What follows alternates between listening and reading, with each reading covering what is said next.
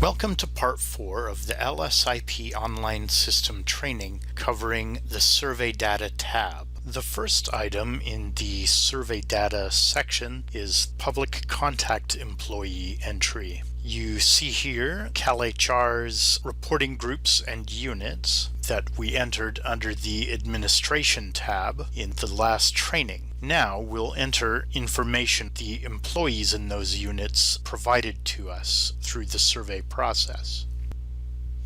Sample reporting group here is the one we added, and sample reporting unit is the office underneath. If we open sample reporting unit, it allows us to add public contact employees.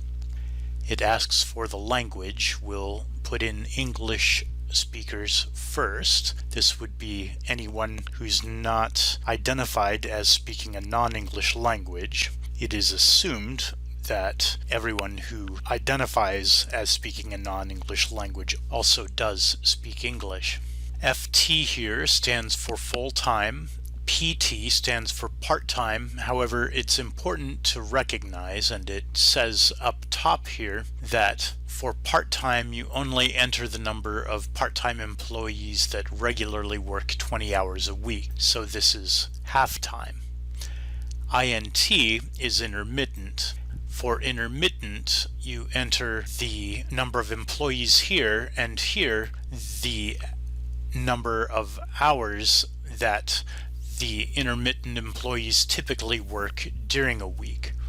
So if you've got 3 intermittent employees working 10, 12, and 24 hours, those add up to 46 intermittent hours, and that's the number that you put in the box here.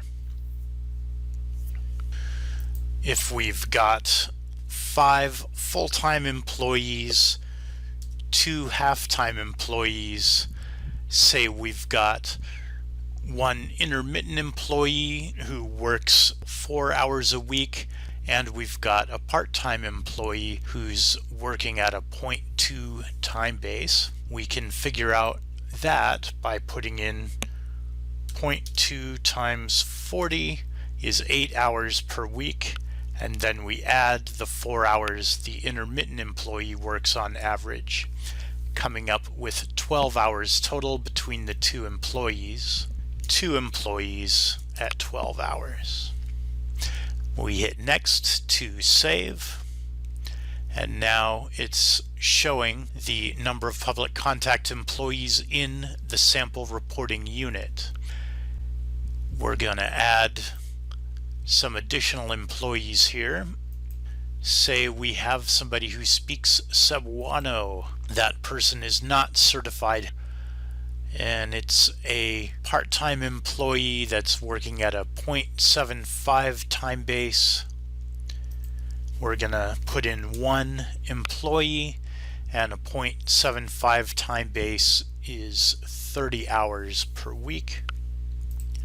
When we hit next, it brings us back to the subtotal. Hitting next here will show within CalHR's overall breakout of reporting groups and reporting units the new data we entered for the sample reporting unit. It also gives a summary at the bottom, adds the amount from sample reporting unit with the amount in civil rights that was already entered.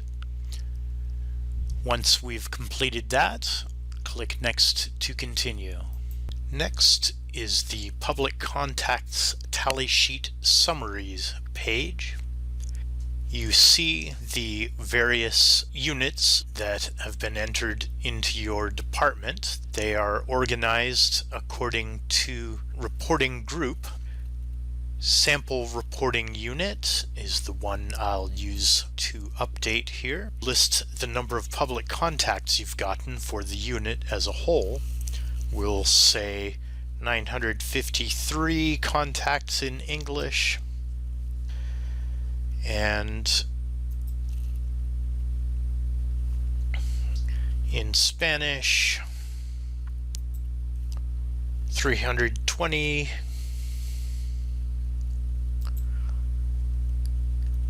and in Bulgarian